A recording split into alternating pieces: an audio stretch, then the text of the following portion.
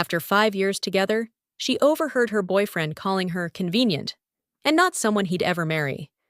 What followed was chaos, betrayal, and the most unexpected glow-up you'll ever hear. Hi, my loves. How are we doing today? Breathing? Hydrated? Emotionally stable? Yeah, that last one won't last long, because the story I'm about to tell you, oh honey, it's unhinged, heartbreaking, messy, and 10 times juicier than anything you're ready for. Before we dive in, do me a favor. Hit that subscribe button, drop a like, and share this video with the most toxic ex you've ever had. You know, the one who thinks they're still the victim? Yes, that one. Because today's story? It's exactly what they deserve to hear. Now buckle up, besties. You are not prepared for what Claire went through, or how she walked out of the fire with her dignity, and someone much better on the other side. That's how the narrator opens, voice smooth and ironic, the kind that already knows the ending and enjoys watching you gasp along the way. Because today's story is about Claire, a woman who thought she knew exactly where her life was headed until one random afternoon, an open window destroyed 5 years of certainty. Claire had been with her boyfriend, Mark, for half a decade. 5 whole years. Enough time to survive holidays with in-laws, argue about paint colors, buy furniture together, and realize they hated the same neighbors. They lived in a small but cozy apartment, 2 bedrooms, one of which had slowly become Mark's gaming space, a term Claire tried very hard not to resent. To be fair, she really loved the man. They had routines, shared money, shared chores, or theoretically did. They even shared a joint savings account for the future. And if you asked Claire on that particular Tuesday in early September, she would have said she was sure Mark was eventually going to propose. His mom certainly thought so. She'd been calling Claire my future daughter-in-law since year 2. Claire believed it.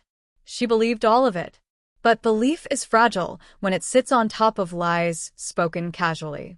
That afternoon, she was in the kitchen making iced coffee, her comfort ritual after a long day. The apartment was warm, late summer sunlight pouring in through an open window that connected the kitchen and living room. Mark was hanging out with his little brother, Tyler, a high school junior with a loud personality and absolutely no internal monologue. Claire wasn't paying attention until she heard Tyler say, "Dude, when are you proposing? I'm serious. At this point, I'm going to be married before you." Claire smiled, cheeks warming. Even the teenage brother assumed the proposal was coming. How sweet, she thought. Then she heard Mark laugh. And not a nervous laugh. Not a sentimental laugh. A laugh that said, "Oh, buddy, you have no idea." "No, man," Mark said, stretching his legs out. "I'm not marrying Claire." The iced coffee nearly slipped from her hand. Tyler sounded confused. "Why not? You guys live together. Mom says she's basically your wife already." And Claire waited, truly waited for Mark to say something like, "Oh, relax, I'm planning something big." Or, "I love her, I'm just saving money." But instead he said, "She's fun, dude. That's it. She's fun." The narrator cuts in, voice dripping with disbelief. My loves, when a grown man describes his long-term partner the way you describe a weekend hobby, red flag. Not the cute kind. The get-a-moving truck kind. But Mark still wasn't done embarrassing himself. He leaned forward, lowering his voice like he was sharing stock market secrets. Wife material is different. You don't just marry whoever's around.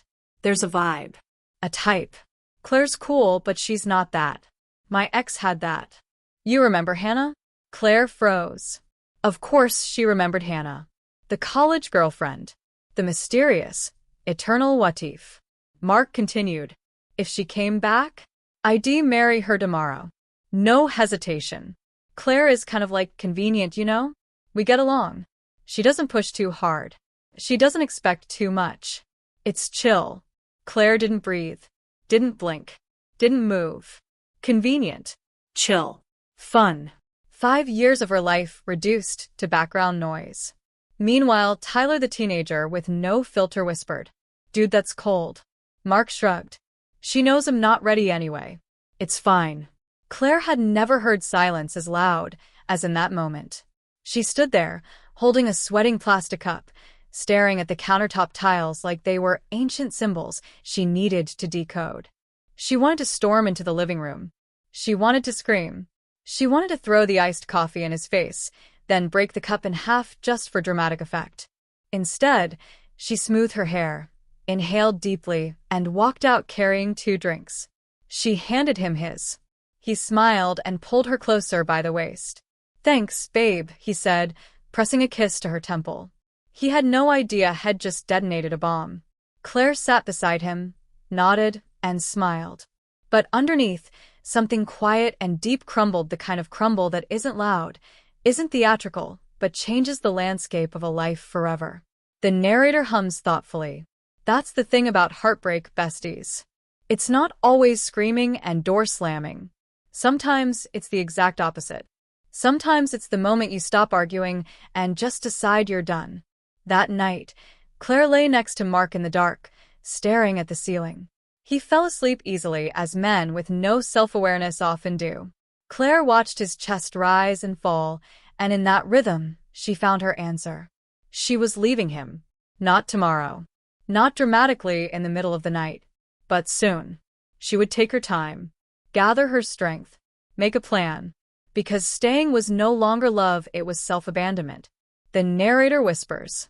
And oh, bestie, she's about to make the most graceful exit you've ever seen. All right, my loves, let's talk about the art of leaving without announcing you're leaving. Claire didn't yell. She didn't break anything. She didn't even confront the man right away. No. She chose the world's quietest, smartest exit strategy. And, honestly, iconic behavior. The morning after hearing Mark call her convenient, Claire woke up early. She lay in bed staring at the ceiling, feeling nothing and everything at the same time, that emotional numbness that's not peace but the prelude to a major life decision. Mark rolled over, wrapped an arm around her, mumbled "love you" into her shoulder. And she felt absolutely nothing. That was her confirmation. She wasn't his partner anymore. She was his habit. And she was done being a habit. Over the next few days, Claire shifted into silent attachment mode, which is both terrifying and efficient. She stopped cooking for him, stopped washing his clothes, stopped reminding him of appointments, stopped asking how his day went. And Mark didn't notice a damn thing. He was too absorbed in his fantasy life, the one where Hannah magically reappeared, realized she'd made the biggest mistake of her life, and begged him to take her back. The narrator clicks her tongue. My love's delusion is free, and that man was guzzling it like iced lemonade in July. While Mark was blissfully unaware, someone else in the universe noticed Claire's shift. Ethan, Mark's cousin. Now, before anyone jumps to conclusions, let me clarify. Ethan wasn't flirty, wasn't inappropriate, wasn't trying to be anything other than a decent human. But sometimes a decent human is all it takes to remind you how emotionally malnourished you've been. Ethan had always been a little quieter than the others, the kind of person who doesn't dominate a room, but changes the air when he walks into it. He was gentle, observant, and weirdly good at reading the tone of a conversation. He sent Claire a meme one day, some dumb joke about adulthood being a scam. She laughed. Actually laughed. It felt foreign. Then, he asked casually, "Hey, how've you been? You seemed tired at dinner last week." Claire blinked at her phone for a long moment. Nobody asked her that. Nobody noticed things like that. She replied. He answered back. A tiny window opened. Not romantic. Not forbidden. Human. That same week, she started shifting her belongings a few items at a time into boxes she stored in the spare room. Mark didn't question a thing. Because Mark was busy. Too busy scrolling through Instagram, checking if Hannah had posted anything. Too busy convincing himself he wasn't doing anything wrong. Too busy taking Claire completely for granted. Friday came. Mark had a friend's birthday party. Claire went with him, mostly because she didn't want him to ask questions yet. She regretted it almost instantly. At the party, Claire stepped into the kitchen to grab more drinks. The house was noisy, but the window by the sink, oh yes, that window was open. And through it, she heard Mark's friends asking the exact same thing Tyler had asked days before. So, Mark, you're gonna propose soon, right? Another laugh from Mark. A condescending one. No, man. Claire's fun, but she's not the one. Claire's fingers tightened around the beer bottles. One of his friends asked, "Then why are you still with her?" Mark shrugged. "She doesn't expect much. It's easy. Plus we split the bills." Claire went still. He didn't say her name with affection. He didn't say it with respect. He said it like he was describing a lamp he didn't love enough to throw out but didn't care enough to dust. Then he said, "If the right girl came back into my life, I'd drop everything. But until then this works." Claire's heart didn't break this time. It calcified. It hardened. It became clear. The narrator leans in. "My love, sometimes the second betrayal is easier than the first. Because now you know who you're dealing with." Claire returned to the party, placed the drinks on the table, and sat beside him like nothing had happened. Her expression was neutral. Her heartbeat wasn't. But inside her, the exit door had been flung wide open. The next morning, she texted Ethan back about that meme Head sent the night before. He replied instantly. They ended up chatting about work, movies, families, growing up, all the things Mark stopped asking her about years ago. Ethan remembered tiny details Shed mentioned in passing. Mark couldn't remember her promotion last year. The contrast was too sharp to ignore. That Sunday, Ethan invited her for coffee to actually get to know you, since you've technically been in the family for 5 years. Claire paused. Was it appropriate? Technically, yes. Emotionally complicated. But she said yes. They met at a quiet coffee shop tucked between a bookstore and a bakery. The kind of place where the tables wobble and the mugs don't match, but the energy is warm. They talked for 3 hours. 3 hours. And for the first time in months, maybe years, Claire felt something that wasn't exhaustion or disappointment. She felt seen, heard, respected. Ethan wasn't perfect, but he was present. When she got home that night, Mark didn't even look up from his phone. "Hey," he said. "Hi," she answered. "Did you get groceries?" "Yeah." "Cool." And that was the whole conversation. The narrator sighs dramatically. "You see what I mean, besties? You can't starve someone emotionally for years and then be shocked when they start eating somewhere else." Late that night, Claire wrote something in her notes app. "I'm leaving. Soon. I deserve a life where I'm not an afterthought." And with that sentence, she stepped over a line she could never step back from.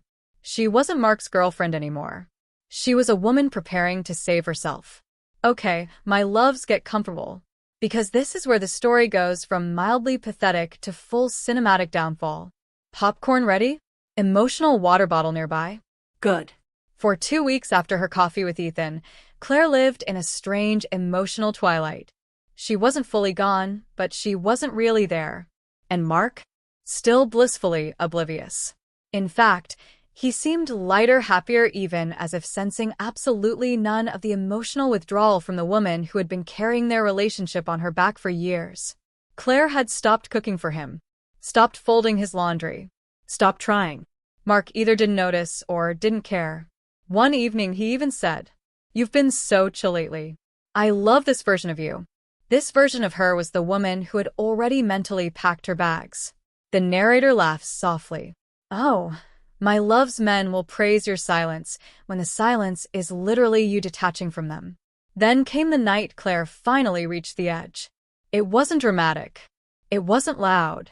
It definitely wasn't cinematic. It was a Wednesday. Mark had ordered takeout for himself. Didn't ask if she wanted anything. Didn't ask about her day.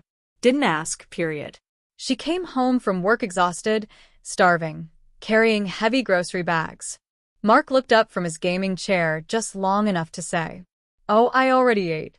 Claire nodded, put the groceries away, ate leftovers alone, then sat on the couch and stared at the wall thinking, "If I stay, I will disappear." That night, while Mark snored softly beside her, she picked up her phone, opened her notes app, and wrote, "Tomorrow." The next evening, Ethan texted her, "Hey. You okay? You seem tired today." She hesitated, then typed, "I think I'm done." He didn't ask for details, didn't push. He simply responded, "If you need help, I'm around." And those 6 words, simple, direct, were the kind of support Claire had forgotten existed. Friday came. Mark was on the couch scrolling, as usual. Claire walked in with a kind of calm she hadn't felt in years. She took a deep breath, placed her purse down, and said, "We need to talk." Mark looked up, mildly annoyed, the universal male reaction to any sentence beginning with "we need to talk." About what? She didn't yell, didn't cry, didn't give a long speech. "I know what you said about me." "I heard you talking with Tyler. And with your friends at the party." Mark blinked. Confusion, denial, panic, all in the span of half a second. "What?" "Babe, that wasn't, you didn't, that was just guy talk." "I heard everything," she repeated. He opened and closed his mouth, hands fluttering uselessly. Okay, I didn't mean it. You took it wrong. Everyone jokes like that. I love you." "You know that." If she had any doubt left, it vanished right there. Because a man who respects you doesn't call you convenient behind your back. A man who loves you doesn't call his ex-wife material while describing you like clearance rack furniture. Claire looked at him, eyes clear. "If you love me, propose." Mark froze. His soul left his body for the third time in the story. "What?" "If you love me, and everything you just said is true, then propose." "Right now." Mark sputtered. "That's insane. I'm not ready." "Why would you ambush me like that?" She nodded. That was her answer. "Okay," Claire said softly, "then we're done." Mark's eyes went wide. "What?" "No, we're not." Claire stopped. "Are you serious?" "Very, I didn't mean it, I swear. I was just—" "You meant it enough to say it twice." Mark stood up, pacing the room. "Well, Claire, don't come on. 5 years. You're really ending this over a stupid conversation." "No," she said. "I'm ending it because I'm done begging someone to choose me." Mark stopped pacing. A flicker of something crossed his face. Maybe guilt. Maybe fear. Maybe the realization that he had just lost the one person who had ever tolerated him this long. But Claire had already decided. She packed her essentials that afternoon. Her clothes, toiletries, laptop. Everything else could come later. Mark attempted a final guilt trip Hail Mary. "You're throwing your life away. I'm your boyfriend." "You stopped being my boyfriend a long time ago," she said. And she left. She stayed with a friend that night. The next morning, Ethan showed up with his car, no questions asked, and helped her move the rest of her things into a small apartment across town. He didn't pry. Didn't push. Didn't fill the silence with platitudes. He simply carried boxes and occasionally asked where she wanted things. It was the kindest thing anyone had done for her in months. Mark, meanwhile, absolutely spiraled. He called her 8 times that night. Left voicemails that swung wildly between apologetic and angry. He texted, "You're ruining everything." Then. "I can change." Then. "You owe me a conversation." Then. "Good luck finding someone who puts up with you." Then. "I didn't mean that. I'm sorry. Please answer." She blocked him. Silence. The narrator whispers. Oh, besties, little did she know that the next explosion wouldn't come from a phone. It would come very loudly at a family dinner. And trust me, you don't want to miss that. Oh, my loves, welcome to the chapter one like to call the Thanksgiving Meltdown prequel. Or, if you prefer, the night Mark's ego finally met consequences. Either way, get comfortable. The embarrassment is exquisite. It all started with a simple text from Mark's mom. "Sweetheart, we're having a small family dinner this weekend. I'd love for you to come. Everyone misses you." Claire stared at her phone for a long moment. Missed her? Of course they did. She'd been the emotional glue holding that family's chaos together for half a decade. But going felt dangerous, messy, complicated. Then a second text arrived. "And Ethan will be there too." Ah. Well then. Claire said yes.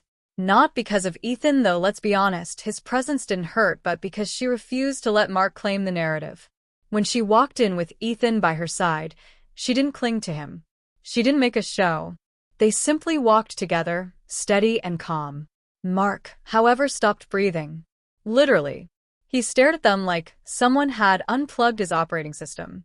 His fork froze midair. His jaw went slack. His pupils did that tiny dilation thing men get when their ego suffers a fatal blow. Then it happened. The chair scrape of doom. Mark shoved back his chair so violently it screeched across the hardwood floors like a dying seagull. Everyone turned. That's when Mark exploded. Are you serious right now? Beautiful, poetic, unhinged, Claire didn't flinch. Ethan simply rested his hand on the back of her chair, and Mark pointed between them frantically. You're with him. My cousin. The narrator leans in. My loves never underestimate a man's ability to feel betrayed by rules he himself created. Claire spoke softly. I was single. Mark, you were not. You betrayed me. You made me look like an idiot. Claire raised a brow. I didn't need to make you look like anything. Gasps all around. Mark's mother looked like she might faint. Mark's father looked like he wanted to hide under the table. Ethan's brother hid a laugh behind his water glass. But Mark kept going. You left me for him. You cheated, I know. You.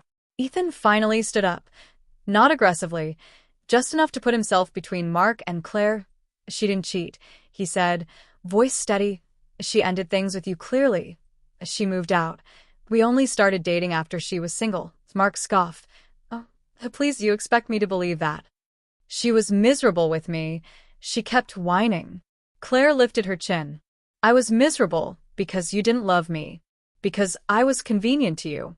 Because you told people I wasn't wife material. Don't pretend I left for Ethan. I left because of you. The table was dead silent. Dead. Silent. Until a voice no one expected. Mark's sister Ashley, who had been Claire's Ice Queen nemesis for years. She spoke slowly, clearly, like she had been waiting for this moment. Mark, shut up. He stared at her. What? Shut up. She pointed at him like a disappointed prosecutor. You treated her like crap. 4 years. Don't stand here acting like the victim. Mark blinked, betrayed. Ashley kept going and oh, besties, she did not hold back. You never appreciated anything she did. You talked down to her constantly. You kept bringing up that stupid ex from college. Honestly, I'm shocked she didn't leave you sooner. The narrator claps. Give that woman a crown, or a drink, or both. Mark looked around the table, but not a single person jumped to defend him. His father cleared his throat. Son, sit down. Mark ignored him. He glared at Claire like she was responsible for gravity itself. I can't believe this. My whole family is turning on me because she... He didn't finish. He just stormed toward the door, slamming it so hard one of the picture frames rattled. The car engine roared outside a moment later, followed by the sound of him peeling out of the driveway like a raccoon with road rage. Inside, silence held the room hostage. Then Mark's grandmother, a tiny woman whose opinions were usually whispered only to her knitting needles, reached across the table and patted Claire's hand. Sweetheart, she said gently, you deserve better than someone who keeps you on a shelf. Claire nearly cried. Nearly, but held it together. Dinner continued awkwardly but kindly. Ethan's aunt complimented Claire's new job. Mark's uncle asked if she'd tried the new Italian place downtown. Food was passed around. People made polite conversation. Life kept going without Mark's tantrum overshadowing everything, and slowly, Claire realized she hadn't lost a family. She'd simply cut off the one person who made every room heavier. Days later, the real chaos began. Mark started posting vague quotes about betrayal and disloyalty on social media. Anyone with a functioning brain could tell who he meant. Friends sent Claire screenshots. Some people show their true colors when you're no longer useful. Family should stick together, not stab you in the back. How do you heal from getting replaced by your own blood? The narrator sighs dramatically. My loves, if projection were an Olympic sport, Mark would have taken home gold, silver, and bronze. Claire didn't respond, didn't take the bait. Ethan didn't even look at the posts. Let him scream into the void. He said, we don't owe him attention. And for the first time in years, Claire felt protected.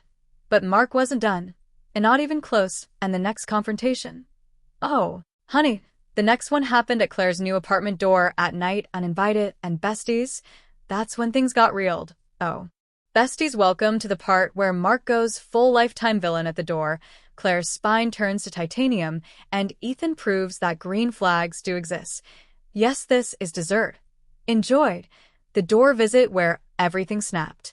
It happened on a quiet Tuesday night. Claire was making dinner in her new apartment, a cozy space with mismatched mugs and fairy lights shed hung because she was finally allowed to decorate things the way she wanted. Ethan was on his way over, carrying dessert. He had a key now, not because of ownership, but because she genuinely trusted him. Then, banged, banged, bang, a knock, hard enough to rattle the peephole. Claire froze. She walked toward the door slowly, peeked through the tiny glass circle, and her stomach dropped. Mark, her ex, her unfinished chapter, her walking cautionary tale. He looked tired, unshaven, wildeed, the emotional equivalent of a shopping cart with one broken wheel. Before she could decide whether to hide in the bathroom, she heard a second set of keys. Ethan's. The door opened behind her, and he stepped in. He took one look at her face, then at the door pounding again, and instantly switched into protector mode. Without a single question, he walked forward and opened the door just enough to fill the frame with his body. Mark blinked in shock. "Oh, it's you." Ethan didn't move. "She doesn't want to talk to you. Mark, leave." Mark scoffed. "I just want to talk to Claire." "No, you can't tell me." "No." Ethan repeated, calm, solid, unshakable. "She's done."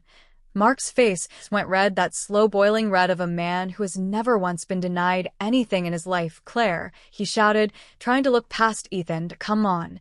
I'm not the enemy. We were together for 5 years. You owe me." Ethan stepped sideways, blocking the view with surgical precision. "She doesn't owe you anything."